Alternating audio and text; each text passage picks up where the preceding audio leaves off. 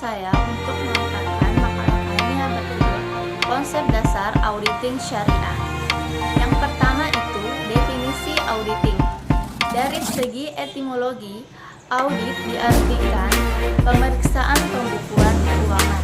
Dan menurut Arens dan Leo B, auditing adalah proses pengumpulan dan pengevaluasian bahan bukti tentang informasi yang dapat diukur mengenai entitas ekonomi yang dilakukan oleh orang yang independen dalam menentukan dan melaporkan kesesuaian informasi dengan kriteria yang telah ditetapkan.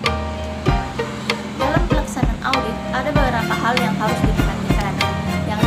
Yang pertama, proses yang sistematis. Yang kedua, menghimpun dan mengevaluasi bukti secara objektif. Yang ketiga, persepsi tentang berbagai tentang tindakan dan kejadian ekonomi. 4. Menentukan tingkat kesesuaian. 5. Kriteria yang ditentukan. 6. Menyampaikan hasil-hasilnya. 7. Para pemakai yang berkepentingan. Dan bagian B yaitu definisi auditing syariah.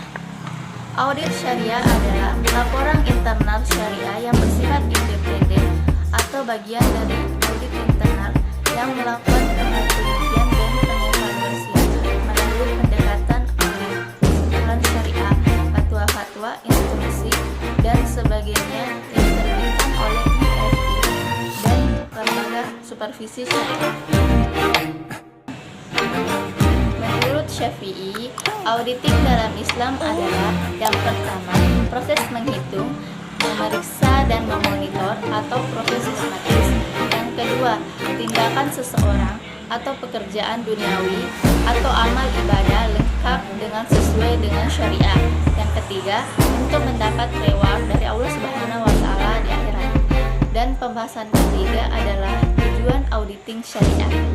Tujuan auditing syariah adalah memastikan kesesuaian seluruh operasional bank dengan prinsip dan aturan syariah yang digunakan sebagai pedoman bagi manajemen dalam mengoperasionalkan bank syariah. Baik, dan pembahasan keempat yaitu landasan auditing syariah. Landasan auditing syariah terdapat dalam Quran Surah Al-Hujurat ayat 6 yang berbunyi yaitu A'udzu billahi minasyaitonir rajim. Bismillahirrahmanirrahim. Ya ayyuhalladzina amanu in ja'akum fasiqun binaba'in fatabayyanu an tusibu qauman bijahalatin fatusbihu ala ma fa'altum nadimin. Yang artinya, hai orang-orang yang beriman, jika datang kepadamu orang fasik membawa suatu berita, maka periksalah dengan teliti kebenarannya, agar kamu tidak menimpakan suatu musibah kepada suatu kaum tanpa mengetahui keadaannya, yang menyebabkan kamu menyesali perbuatanmu itu. Ayat ini menunjukkan pentingnya pemeriksaan secara teliti atas sebuah informasi karena bisa menjadi penyebab terjadinya musibah atau bencana.